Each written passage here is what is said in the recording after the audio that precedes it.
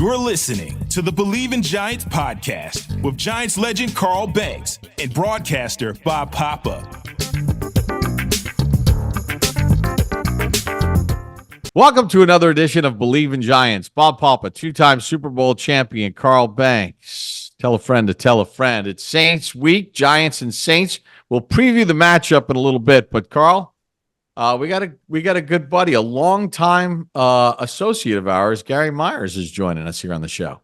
Yeah, it's so great to have Gary, and he's done some really good work. He's done some cool books with the likes of Tom Brady, and he's covered the NFL, and he goes deep back into the Dallas Cowboys and annals, if you will. He can tell us so many different things. And Gary, we're so happy to have you, man, because you endeavored to write what has turned out to be a very, very good book, entertaining book, informative book, and really want to know what was the inspiration first and foremost of the book. And congratulations, Once a Giant. Yeah, thanks, Carl. It's Once a Giant, a story of victory, tragedy, and life after football. And I was looking for a way to tell the story about what has happened to players from your generation, from the mid-'80s to the mid-'90s, and the impact of life after football and the challenges that the players have faced, both with mental health issues, financial issues, physical issues. So I instead of finding players around the NFL and cherry picking them and telling their stories, I didn't think there would be any real continuity to a book like that. It would just be like 12 or 15 individual stories. Mm-hmm. But by telling the story of one team, and particularly this 86 Giants team, which those of us who have lived through all this and covered it or, been fans of it, we know that's the most popular and romanticized of the Giants' 4 Super Bowl championship teams, besides being the best of the 4, in my opinion, by far. I went back and I wanted to talk to all you guys. But I didn't want to tell the story of the season necessarily because that's been done so many times. And I didn't want to have 300 pages of depressing stories because there are some sad stories in this book. So with your help and help of a lot of your teammates, I balanced it off by telling a lot of the stories about the camaraderie and how that brotherhood was formed by growing up together in the NFL, because it was the pre-free agency days. And by the time you guys got to 86, you were confident that was your year. And what really makes this story unique, guys, is that 37 years later, the bond that team formed is still as strong as ever.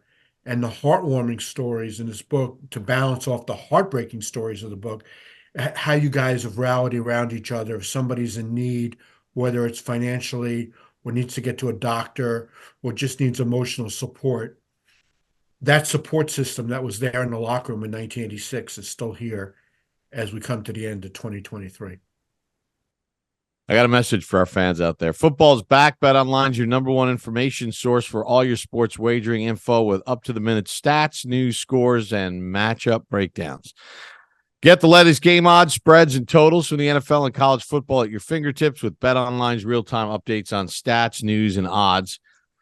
From week 1 all the way to the college football playoffs and Super Bowl, BetOnline is going to give you access to the best football promotions and contests available anywhere online. So head to the website today or use your mobile device. Get in on the action. Remember, use the promo code BLEAV, BLEAV, to receive your 50% welcome bonus on your first deposit. BetOnline, where the game starts.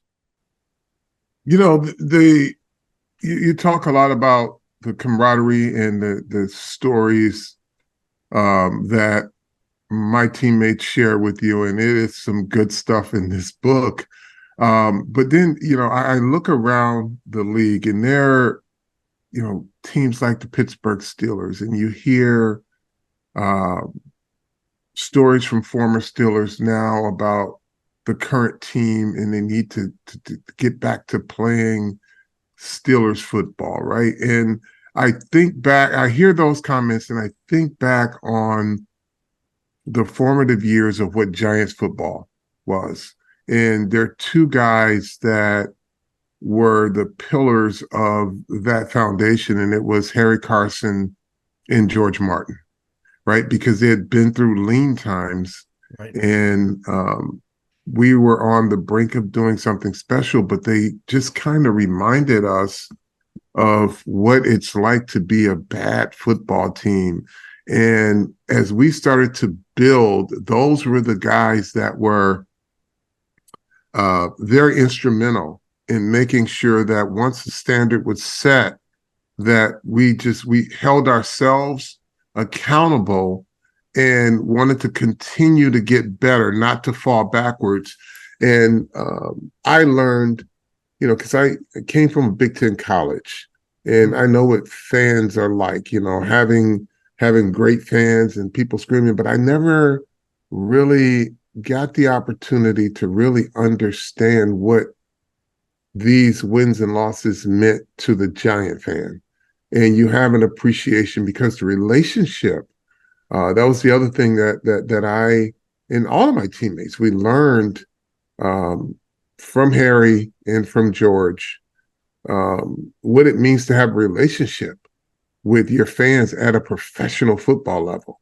It was different, our relationship. And I think those were formative years for Giant fans as well, because they got a chance to really be part of this team, part of our winning, part of our blue collar mentality. And it's just super cool. And I'm super grateful that I had, teammates, two teammates in particular, George Martin and Harry Carson, because it was different. Like these guys,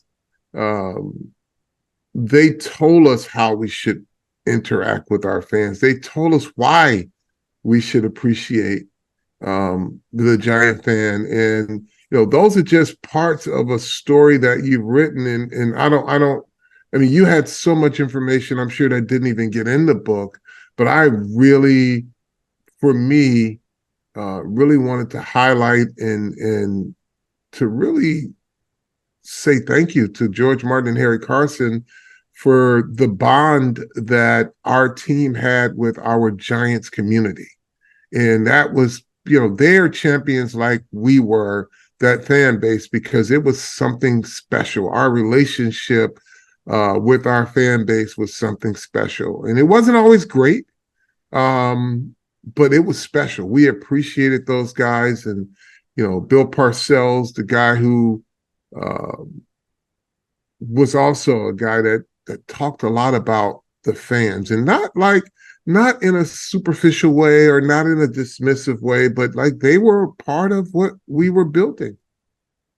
Well, Carl, I think what made your 86 team so special to the fans, it had been 30 years since the Giants had last won a championship.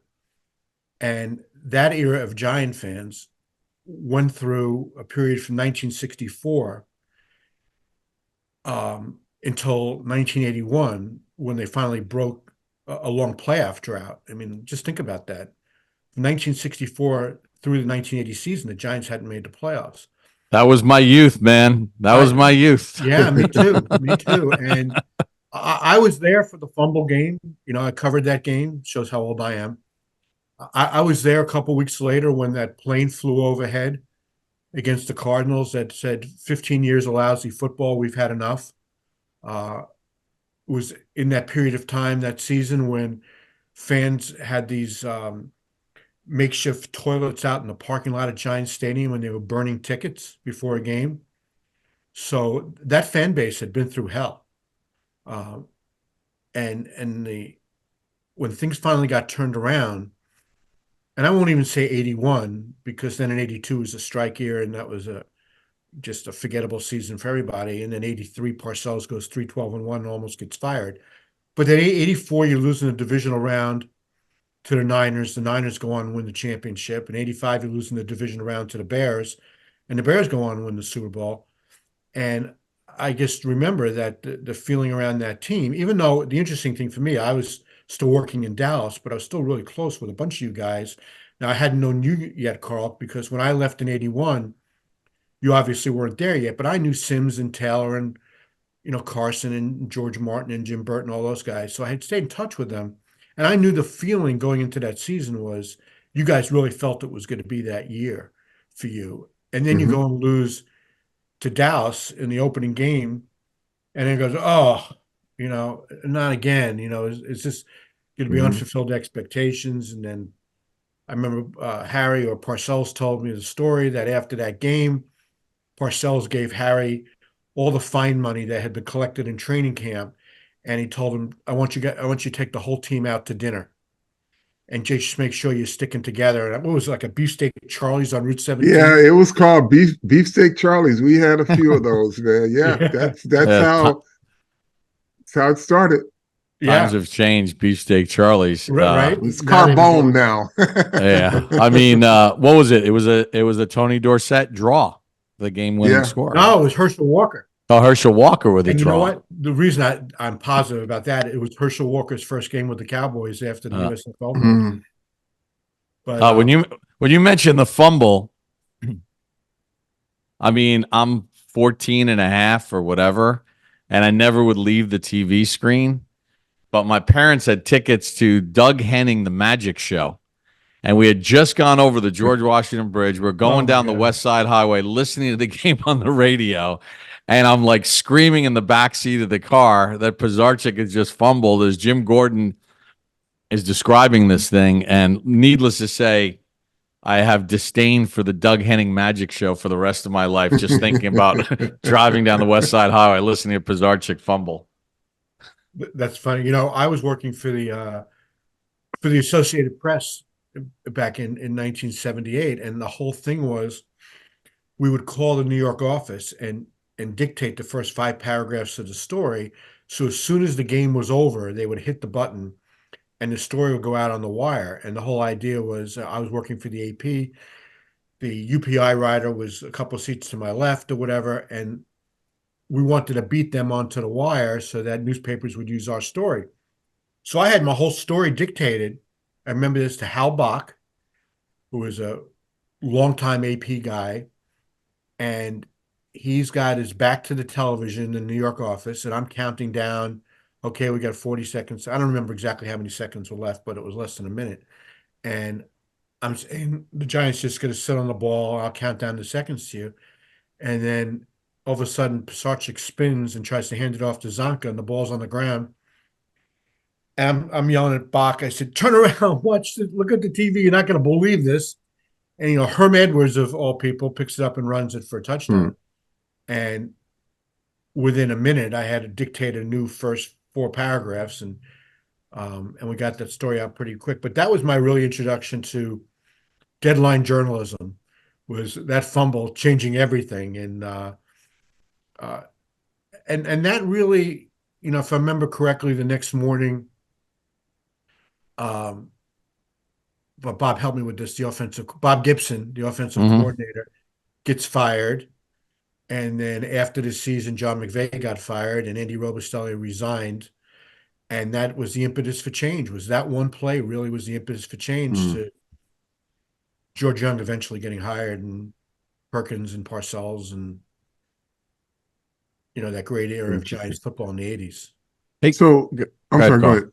No, you go. No, Gary. The book has so many fun and interesting stories about. I don't want to say lifestyle, but our football lives. Mhm.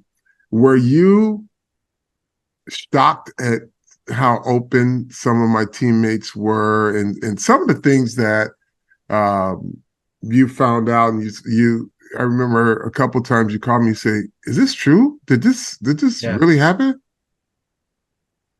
You were a great fact-checking resource for me because you have a tremendous memory and you filled in so many details where I was want to just, I tried to be extremely careful with this because some of it was really sensitive. But Carl, the one thing I've always prided myself on in my journalism career is building trust with the people that I interview. and them knowing if they say to me, this is off the record, that they don't have to worry about it showing up in print. Mhm. And if they say, I'm going to tell you this story, but it's really sensitive, please handle this properly, they know that that's how I was going to do it. And because a lot of people have said, how did you get Brevard to tell you this stuff, or Bobby Johnson, or whatever, some really sensitive things. And I just said, well, I had relationships with them and they trusted me. And there, 4 players in the book that admitted that they contemplated taking their own lives in their years after football because of things that related to their football career, whether it was, mental health issues or financial issues. And I think the most incredible interview I've ever done in my career was the 3 hours that I spent with Mark Bavaro at his home in Massachusetts. Now, I had known Mark over the years, and we all knew how he was in the locker room, and I think that was intentional, that he just held back, and he's probably a mystery to some of you guys as well. But he had told me going into that interview that he really had suffered from long-term COVID, but I didn't know the degree.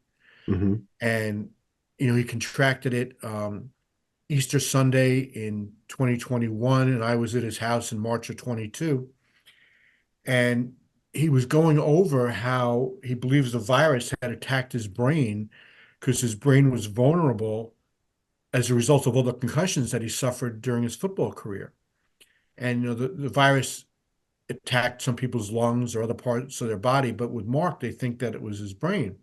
And he went through a period of depression and paranoia, um, and um, and anxiety, that he was saying, his brain was basically on fire, and Mm. he didn't know what to do.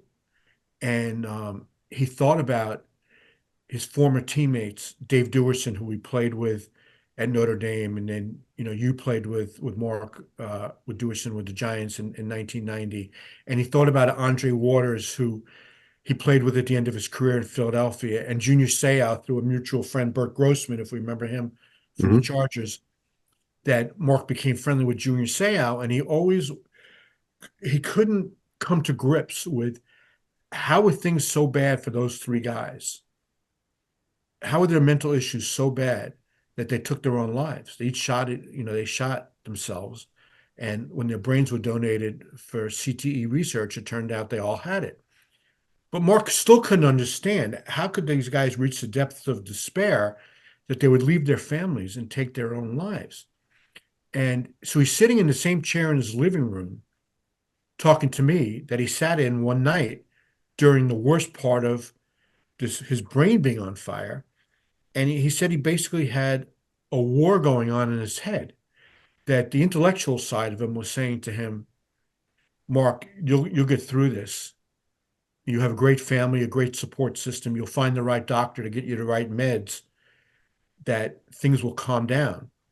And then his emotional side was saying, I finally understand what Duerson and Waters and Seau were going Mm. through. For how long can you stand on the edge of a cliff without jumping? And this was real anguish and conflict that was going on in his head. Now, fortunately, and thank goodness, Mm.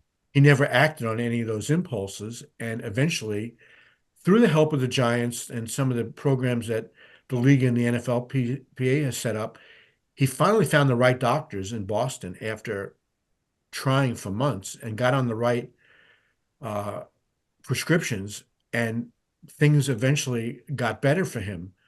But I'm just telling you guys, sitting there and listening to that story and thinking, this is Mark Bavaro telling me this, a guy who didn't want to tell you, anything, or not that he didn't want to tell you, but just didn't. That wasn't the point.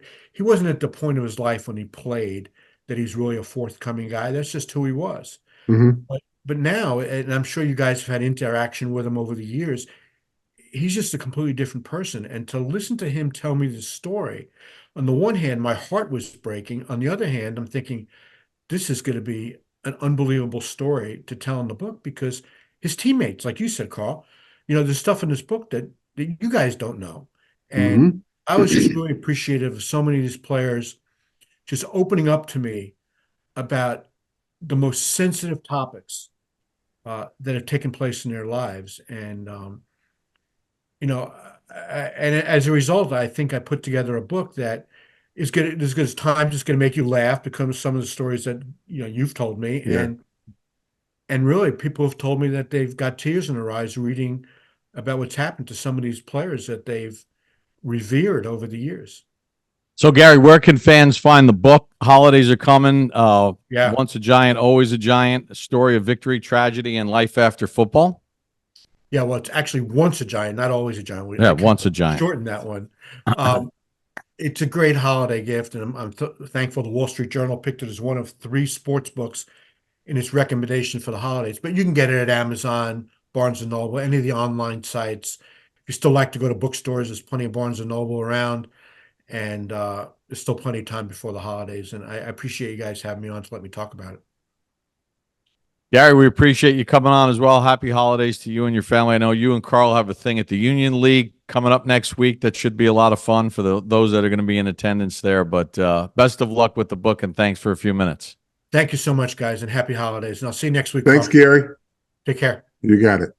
Carl, just a fascinating trip. It's an incredible book. I mean, just reading the whole thing has been absolutely spellbinding. And the fact that, like, a lot of you guys don't know some of the stories that are in the book is pretty cool.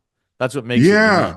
It does, Bob. And, I think probably for a lot of guys, that trip down memory lane was therapeutic, and it also highlighted the importance of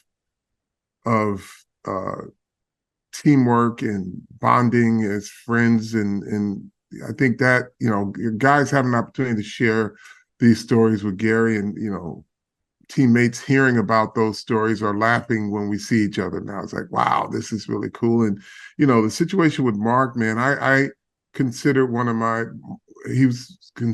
I consider him one of my best friends, and we never talked. Right? We worked together, we talked, we said little things, but we always kept in touch. Even when we retired, it would be hey Mark, hey Carl. I would text his Boston accent and through a text message, hey Mark, Maark, and we'd have a chuckle. But it's just fun. But he was like, I wasn't his closest friend, but he was one of my best friends as a teammate, because we shared obviously our abusive 9-on-7 practices and 1-on-1 drills, but we worked to get each other better, and it was just fun. And we'd mock the coaches quietly as we're walking off the field in practice about how crazy they were, and we're like two showpieces for them in practice, but it was all good. We had so much fun. All right, so I'm looking at this. The Saints, they are second in the NFL in completion percentage against. Quarterbacks are only hitting 57%. They're 7th in passing yards allowed, 189 a game. They're second in touchdown to interception ratio, 16 touchdowns against, 14 picks. And they're first in the NFL in quarterback passer rating against, 74.7. So how do the Giants go down to New Orleans and win this game? The Giants play to their profile. That's what they do. Those numbers are probably in line with the Giants' averages right now. So if they can play to that profile, be efficient in terms of not putting the ball in harm's way, and this is going to be a game where the defense has to make plays, because it's going to be tough for this offense down there. The one thing you can't do defensively, Bob, is let Alvin Kamara ruin the game with a 35-yarder or 40-yard run for touchdown or catch for touchdown. You have to contain him. You're not going to stop him, but you have to contain Kamara, because he's the guy that keeps their offense on schedule. He's their go-to guy, and they got to tackle. It's simple as that. He's not an easy guy to tackle. Taysom Hill, if he plays, he's not an easy guy to tackle. They got to get guys on the ground, no yards after carry, because this defense will have to be more play a bigger role in this victory. if they are to get one. Yeah, I mean, and look, I know everybody talks about going down and playing New Orleans. The Giants beat the Saints the last time they played them down there. That was Barkley's touchdown run in overtime. In the previous 5 games, the Giants had been outscored 221 to 129. But that was Drew Brees and Sean Payton. Those numbers are gone. That's all gone now. And in fact, the Saints this season are averaging less points per game at home than they do on the road. Derek Carr is, I mean, his passing numbers, I think he's gone, I got to look at the stat here. He's gone 4 games this season in which he's had 130 or fewer passing yards. So it's not like the old Saints of the track meet. This is going to really be about defense and grinding it out in this game. And then Tommy DeVito doing what he's been doing and not turn the football over. Yeah, you're absolutely right. And when you look at the division that the Saints play in, they're in a grinded out division. It's not pretty football that they play in that division. So they are not dissimilar to the Giants, where they've got to take advantage of every opportunity. And if you're a Giant defender, just understand what's important in a game like this, and it is tackling. You play to your strengths, but you cannot be exploited. Now, the Giants still, defensively, they still give up some plays. In a game like this, you cannot afford to give up chunk plays, because it could be the difference in a game on the road in New Orleans. What else about this game is, as we kind of look at it, that jumps out at you? The Saints defense. They're still a good defense. Their defense is the one that kind of carries the day for them too. I mean, they can get after the passer. They can give you some exotic looks defensively. You've got to be able offensively. Your offensive line has to be great communicators. And that means the offensive line that extends out to the wide receivers. Everybody has got to be on the same page. Or else they're gonna see their quarterback under duress a lot.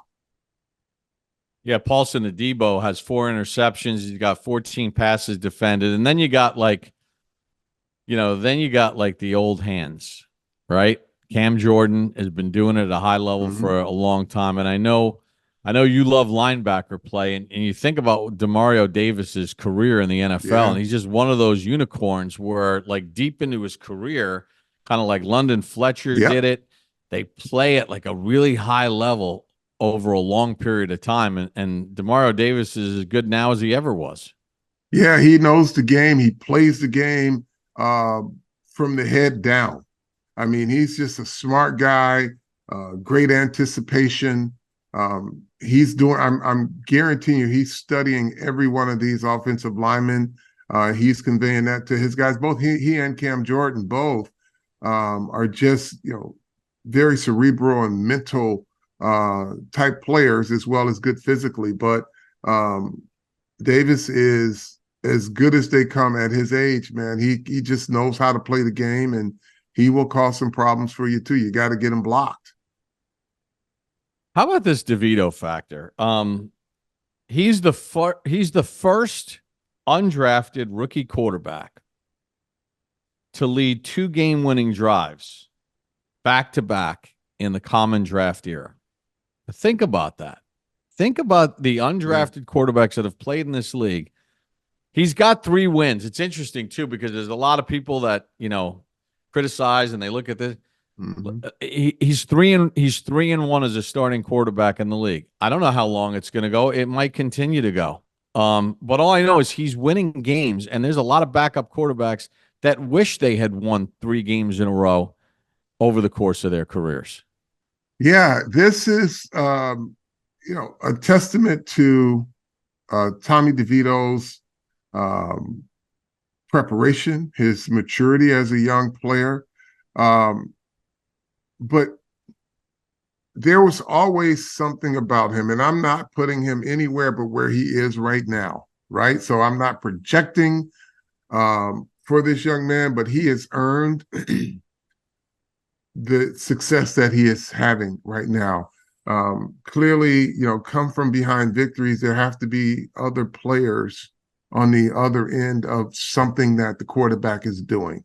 But Tommy DeVito is doing his part, right? He's making good passes. He's making good decisions, when to run, when not to run.